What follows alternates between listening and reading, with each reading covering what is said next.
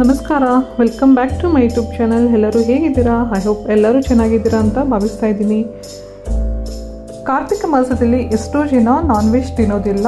So ಅಂಥವ್ರಿಗಾಗಿ ಒಂದು ತುಂಬ ರುಚಿಯಾದ ರೆಸಿಪಿಯೊಂದಿಗೆ ಬಂದಿದ್ದೀನಿ. ರುಚಿಯಲ್ಲಿ ಸ್ವಲ್ಪ ಕೂಡ ಕಾಂಪ್ರಮೈಸ್ ಆಗೋ ಮಾತೇ ಇಲ್ಲ. ನೀವು ತುಂಬ different varieties of mushroom recipes ಮಾಡಿರ್ತೀರಾ, ಆದರೆ ಈ ವಿಧಾನದಲ್ಲಿ ಒಮ್ಮೆ ಟ್ರೈ ಮಾಡಿ. ಇದು ನಾನ್ ವೆಜ್ಗಿಂತ ತುಂಬಾ ರುಚಿಯಾಗಿರುತ್ತೆ. ಬಿಸಿ ಬಿಸಿ ಚಪಾತಿ, ರೋಟಿ, ಪರೋಟ, ಪೂರಿ ಜೊತೆಗೆ ಸರ್ವ್ ಮಾಡಿ ತುಂಬಾ ಚೆನ್ನಾಗಿರುತ್ತೆ. ಇದು ನೀವು ತುಂಬ ವೆರೈಟೀಸ್ ಆಫ್ ಮಶ್ರೂಮ್ ರೆಸಿಪೀಸ್ ಮಾಡಿರಬಹುದು, ಆದರೆ ನಾನು ತೋರಿಸೋ ವಿಧಾನದಲ್ಲಿ ಒಮ್ಮೆ ಟ್ರೈ ಮಾಡಿ, ಖಂಡಿತ ನಿಮಗೆ ಇಷ್ಟ ಆಗುತ್ತೆ. ಹಾಗಾದರೆ ಬನ್ನಿ ಹೇಗೆ ಮಾಡೋದು, ಅದಕ್ಕೆ ಬೇಕಾಗಿರುವ ಸಾಮಗ್ರಿಗಳು ತಿಳ್ಕೊಂಬರೋಣ. 2 ಈರುಳ್ಳಿ, ಕೊತ್ತಂಬರಿ ಸೊಪ್ಪು, ಪುದೀನ, ಹಸಿಮೆಣಸಿನಕಾಯಿ ಹಾಗೂ ಟೊಮೊಟೊ, ಬೆಳ್ಳುಳ್ಳಿ, ಶುಂಠಿ, ಇದಿಷ್ಟು ನಮಗೆ ಬೇಕಾಗಿರುವ ಸಾಮಗ್ರಿಗಳು. ಹಾಗೆ ಸ್ವಲ್ಪ ಗೋಣಬೆ ಕೂಡ ಹಾಕ್ಕೊಂಡು ಇದನ್ನು ಫೈನ್ ಪೇಸ್ಟ್ ಮಾಡಿಕೊಂಡು ಬರಬೇಕಾಗತ್ತೆ. ನಿಮಗೆ ಬೇಕಾದರೆ ಈ ಎಲ್ಲ ಸಾಮಗ್ರಿಗಳನ್ನು ಎಣ್ಣೆಯಲ್ಲಿ ಫ್ರೈ ಮಾಡಿಕೊಂಡು ಸಹ ಪೇಸ್ಟ್ ಮಾಡ್ಕೋಬಹುದು. ಅದು ಕೂಡ ತುಂಬ ಚೆನ್ನಾಗಿರುತ್ತೆ. ಸಮಯ ಇಲ್ಲ ಅಂದಾಗ ಈ ರೀತಿ ಇನ್ಸ್ಟೆಂಟಾಗಿ ಕೂಡ ನಾವು ಮಾಡ್ಕೋಬಹುದು. ಈಗ ಒಂದು ಪಾತ್ರೆಗೆ ಎಣ್ಣೆ ಹಾಕ್ಕೊಳ್ತಾ ಇದ್ದೀನಿ.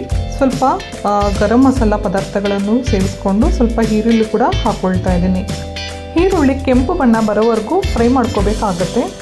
ನೀವು ಬೇಕಾದರೆ ಹಸಿಮೆಣಸಿನಕಾಯಿ ಕೂಡ ಹಾಕೋಬಹುದು. ಮಕ್ಕಳು ತಿನ್ನೋದ್ರಿಂದ ನಾನು ಅದನ್ನು ಸ್ಕಿಪ್ ಮಾಡಿದ್ದೀನಿ, ರುಬ್ಕೊಳ್ಳೋದಕ್ಕಷ್ಟೇ ಹಾಕ್ಕೊಂಡಿದ್ದೀನಿ. ಇವಾಗ ಮೊದಲೇ ರುಬ್ಬಿದಂತಹ ಮಿಶ್ರಣ ಕೂಡ ಹಾಕ್ಕೊಂಡು ಅದನ್ನು ಚೆನ್ನಾಗಿ ಎಣ್ಣೆಯಲ್ಲಿ ಫ್ರೈ ಮಾಡ್ಕೋಬೇಕಾಗತ್ತೆ. ಈಗ ಸ್ವಲ್ಪ ಅರಿಶಿನ ಹಾಗೂ ರುಚಿಗೆ ತಕ್ಕಷ್ಟು ಉಪ್ಪು ಹಾಕಿ ಎಣ್ಣೆಯಲ್ಲಿ ಒಂದು 5ರಿಂದ 10 ನಿಮಿಷ ಫ್ರೈ ಮಾಡ್ಕೋಬೇಕಾಗತ್ತೆ. ಎಣ್ಣೆ ಅಂಶ ಎಲ್ಲ ಮೇಲೆ ಬರಬೇಕು, ಅಲ್ಲಿಯವರೆಗೂ ಚೆನ್ನಾಗಿ ಫ್ರೈ ಮಾಡ್ಕೊಳ್ಳೋಣ. ಮಸಾಲ ಪದಾರ್ಥಗಳನ್ನು ಎಣ್ಣೆಯಲ್ಲಿ ಫ್ರೈ ಮಾಡದೆ ಹಾಗೆ ರುಬ್ಕೊಂಡಿದ್ವಿ. ಸೊ ಅದಕ್ಕಾಗಿ ಈಗ ನಾವು ಎಣ್ಣೆಯಲ್ಲಿ ಚೆನ್ನಾಗಿ ಫ್ರೈ ಮಾಡ್ಕೊಳ್ಳೋಣ. ಎಣ್ಣೆ ಅಂಶ ಮೇಲೆ ಬರೋವರೆಗೂ ಫ್ರೈ ಮಾಡ್ಕೋಬೇಕಾಗತ್ತೆ.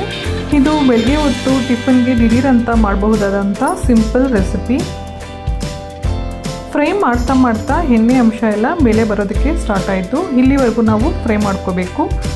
ಈಗ ಮಶ್ರೂಮ್ಸ್ ಚಿಕ್ಕದಾಗಿ ಕಟ್ ಮಾಡಿಕೊಂಡು ಮೊದಲೇ ಇಟ್ಕೊಂಡಿದ್ದೆ, ಅದನ್ನು ನೀಟಾಗಿ ವಾಶ್ ಮಾಡಿಕೊಂಡು ನೀರೆಲ್ಲ ಚೆನ್ನಾಗಿ ಹಿಂಡು ಇದರಲ್ಲಿ ಹಾಕ್ಕೊಳ್ತಾ ಇದ್ದೀನಿ. ನೆನಪಿರಲಿ, ನೀರೆಲ್ಲ ಚೆನ್ನಾಗಿ ಹಿಂಡ್ಕೊಂಡು ಹಾಕೋಬೇಕಾಗತ್ತೆ. ಇದರಲ್ಲಿ ನೀರಿನ ಅಂಶ ತುಂಬಾ ಹೆಚ್ಚು ಇರೋದ್ರಿಂದ ನಾವು ನೀರು ಹಾಕೋದು ಬೇಡ. ನಿಮಗೆ ಬೇಕಾದರೆ ಗ್ರೇವಿ ಸ್ವಲ್ಪ ಗಟ್ಟಿ ಆಯಿತು ಅಂತ ಅನಿಸಿದ್ರೆ ಸ್ವಲ್ಪ ನೀರು ಹಾಕ್ಕೊಳ್ಳಿ. ನಾನು ಸ್ವಲ್ಪನೂ ನೀರು ಸೇರಿಸ್ತಾ ಇಲ್ಲ, ಹಾಗೆಯೇ ಫ್ರೈ ಮಾಡ್ಕೊಳ್ತಾ ಇದ್ದೀನಿ. ಮಸಾಲೆ ಎಲ್ಲ ಚೆನ್ನಾಗಿ ಮಶ್ರೂಮ್ಸ್ಗೆ ಬೆರೆಯೋ ಥರ ನಾವು ಚೆನ್ನಾಗಿ ಮಿಕ್ಸ್ ಮಾಡ್ಕೋಬೇಕಾಗತ್ತೆ. ಈಗ ಅಲ್ಲಿ ಕ್ಲೋಸ್ ಮಾಡಿ 5ರಿಂದ 10 ನಿಮಿಷ ಬೇಯಿಸ್ಕೊಂಡು ಬರೋಣ. ನಾನು ಸ್ವಲ್ಪನೂ ನೀರು ಸೇರಿಸಿಲ್ಲ, ಆದರೂ ಎಷ್ಟೊಂದು ನೀರು ಬರುತ್ತೆ ನೋಡಿ ನೀವೇ. ಇದರಲ್ಲಿ ತುಂಬಾ ಹೆಚ್ಚು ನೀರಿರುತ್ತೆ, ಸೊ ಹಾಗಾಗಿ ನೀರು ಹಾಕೋದು ಬೇಡ. ಹೀಗಲ್ಲಿ ಕ್ಲೋಸ್ ಮಾಡಿ ಒಂದು 5ರಿಂದ 10 ನಿಮಿಷ ಬೇಯಿಸ್ಕೊಂಡು ಬರಬೇಕಾಗತ್ತೆ. ನಾನು ಕರೆಕ್ಟಾಗಿ 10 ನಿಮಿಷ ಬೇಯಿಸ್ಕೊಂಡಿದ್ದೆ. ನೀರು ಸ್ವಲ್ಪ ಕೂಡ ಹಾಕಿರಲಿಲ್ಲ, ಎಷ್ಟು ನೀರು ಬಂದಿದೆ ನೋಡಿ. ನಿಮಗೇನಾದರೂ ಗ್ರೇವಿ ಗಟ್ಟಿ ಆಯಿತು ಅಂತ ಅನಿಸಿದ್ರೆ ಈ ಸಮಯದಲ್ಲಿ ಸ್ವಲ್ಪ ನೀರು ಹಾಕ್ಕೊಳ್ಳಿ. ಬಟ್ ನಾನು ಸ್ವಲ್ಪನೂ ನೀರು ಹಾಕ್ಕೊಂಡಿಲ್ಲ, ನನಗೆ ಹೀಗೆ ಇರಬೇಕು. ಯಾಕಂದರೆ ನಾನು ಚಪಾತಿಗೆ ಮಾಡ್ತಾ ಇರೋದ್ರಿಂದ ಸ್ವಲ್ಪ ಗಟ್ಟಿಯಾಗಿ ಮಾಡ್ಕೊಳ್ತಾ ಇದ್ದೀನಿ. ಈಗ ಮತ್ತೊಮ್ಮೆ ಇಲ್ಲಿ ಕ್ಲೋಸ್ ಮಾಡಿ ಇನ್ನೂ ಸ್ವಲ್ಪ ಗಟ್ಟಿ ಹದ ಬರೋವರೆಗೂ ನಾನು ಫ್ರೈ ಮಾಡ್ಕೊಳ್ತಾ ಇದ್ದೀನಿ. ಇವಾಗ ಪರ್ಫೆಕ್ಟಾಗಿ ಕುಕ್ ಆಗಿದೆ. ಇವಾಗ ಇದನ್ನು ಚೆನ್ನಾಗಿ ಮಿಕ್ಸ್ ಮಾಡಿಕೊಂಡು ಸ್ವಲ್ಪ ಕಸೂರಿ ಮೇಥಿ ಕೂಡ ಹಾಕ್ಕೊಳ್ಳೋಣ. ಕಸೂರಿ ಮೇಥಿ ಹಾಕ್ಕೊಳ್ಳೋದ್ರಿಂದ ಗ್ರೇವಿ ತುಂಬಾ ರುಚಿಯಾಗಿರುತ್ತೆ. ನಿಮಗೆ ಬೇಕಾದರೆ ಸ್ವಲ್ಪ ಫ್ರೆಶ್ ಕ್ರೀಮ್ ಇದ್ದರೆ ಅದನ್ನು ಕೂಡ ಹಾಕ್ಕೊಳ್ಳಿ. ಅದು ಕೂಡ ಡಿಫ್ರೆಂಟ್ ಫ್ಲೇವರ್, ಡಿಫ್ರೆಂಟ್ ರುಚಿ ಕೊಡುತ್ತೆ. ಆ್ಯಸ್ ಇಟ್ ಈಸ್ ರೆಸ್ಟೋರೆಂಟ್ ಸ್ಟೈಲಲ್ಲೇ ಇರುತ್ತೆ, ತುಂಬಾ ಚೆನ್ನಾಗಿರುತ್ತೆ. ನೀವು ಒಮ್ಮೆ ಈ ರೆಸಿಪಿ ಟ್ರೈ ಮಾಡಿ. ಈಗ ನಾನು ಸ್ವಲ್ಪ ಕಸೂರಿ ಮೇಥಿನ ಕೈಯಲ್ಲಿ ಉಜ್ಜಿ ಸ್ವಲ್ಪ ಹಾಕ್ಕೊಳ್ತಾ ಇದ್ದೀನಿ. ಈ ರೀತಿ ಉಜ್ಜಿ ಹಾಕ್ಕೊಳ್ಳೋದ್ರಿಂದ ಆ ಫ್ಲೇವರ್ ತುಂಬಾ ಚೆನ್ನಾಗಿರುತ್ತೆ. ಇದು ಬೆಳಗ್ಗೆ ಹೊತ್ತು ಬ್ರೇಕ್ಫಾಸ್ಟ್ಗಾಗಲಿ ಅಥವಾ ನೈಟಲ್ಲಿ ಡಿನ್ನರ್ಗಾಗಲಿ ತುಂಬಾ ಚೆನ್ನಾಗಿರುತ್ತೆ. ಬೇಗ ಆಗಬೇಕು ಹಾಗೂ ರುಚಿಯಾಗಿ ಇರಬೇಕು ಅಂತ ಬಯಸೋರು ಈ ರೆಸಿಪಿ ಪರ್ಫೆಕ್ಟ್ ಅಂತಲೇ ಹೇಳಬಹುದು. ಜಸ್ಟ್ ಮಶ್ರೂಮ್ಸ್ ಒಂದು ರೆಡಿಯಾಗಿದ್ದರೆ ಮನೆಯಲ್ಲೇ ಸಿಗುವಂತಹ ಸುಲಭವಾದ ಸಾಮಗ್ರಿಗಳನ್ನು ಉಪಯೋಗಿಸ್ಕೊಂಡು ಮಾಡಬಹುದಾದಂಥ ಸಿಂಪಲ್ ರೆಸಿಪಿ. ಇದಕ್ಕೆ ಹಾಕುವಂತಹ ಸಾಮಗ್ರಿಗಳು ಸರಳವಾಗಿದ್ದರೂ ಕೂಡ ರುಚಿ ಅಂತೂ ಅದ್ಭುತವಾಗಿರುತ್ತೆ. ನೀವು ಒಮ್ಮೆ ಮನೆಯಲ್ಲಿ ಟ್ರೈ ಮಾಡಿ ಹೇಗೆ ಬಂದಿದೆ ಅಂತ ಕಮೆಂಟ್ ಮೂಲಕ ತಿಳಿಸೋದು ಮಾತ್ರ ಮರಿಬೇಡಿ.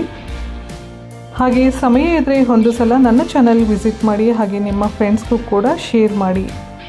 ಮಶ್ರೂಮ್ಸ್ ಬಳಸ್ಕೊಂಡು ನಾನಾ ರೀತಿಯ ರೆಸಿಪೀಸ್ ನೀವು ಟ್ರೈ ಮಾಡಿರಬಹುದು, ಆದರೆ ಈ ವಿಧಾನದಲ್ಲಿ ಒಮ್ಮೆ ಟ್ರೈ ಮಾಡಿ, ಖಂಡಿತ ನಿಮ್ಮೆಲ್ಲರಿಗೂ ತುಂಬಾ ಇಷ್ಟ ಆಗುತ್ತೆ.